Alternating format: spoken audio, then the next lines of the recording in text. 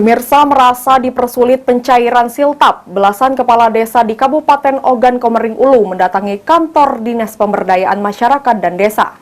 Mempertanyakan perihal pengajuan siltap yang ditolak dan pengalihan bank yang dianggap secara sepihak.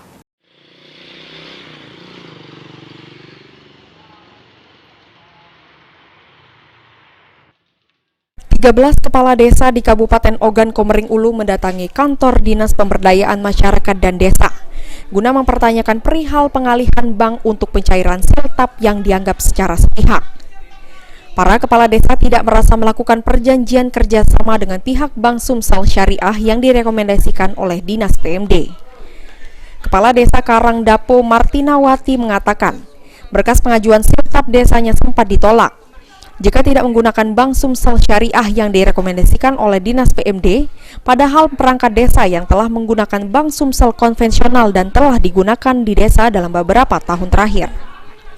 Martinawati mengaku jika kepala desa tidak menggunakan bank syariah, Dinas PMD tidak menjamin pencairan siltap akan berhasil. Dirinya merasa dipaksa untuk pindah ke bank syariah dan meninggalkan bank konvensional.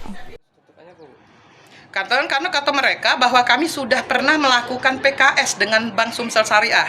Aku secara pribadi dan beberapa kades yang sudah bertanda tangan, pernah kami ngadukan ini ke Pak Bupati bahwa kami tidak pernah PKS dengan Bank Sumsel Syariah.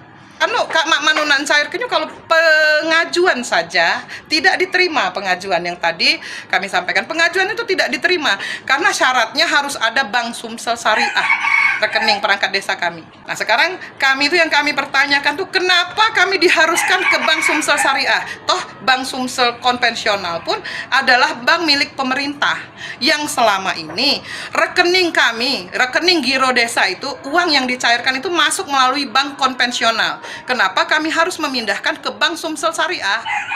Ada apa gerangan? Apa yang terjadi? Ada apa dengan Bank Sumsel Syariah? Dikatakan Martina, kepala desa tidak pernah menolak jika pencairan siltap dilakukan secara non-tunai. Namun pencairan dilakukan menggunakan bank konvensional, apalagi menurutnya bank konvensional yang dipakai perangkat desa adalah bank milik daerah Sumatera Selatan. Ari Pranika, All TV.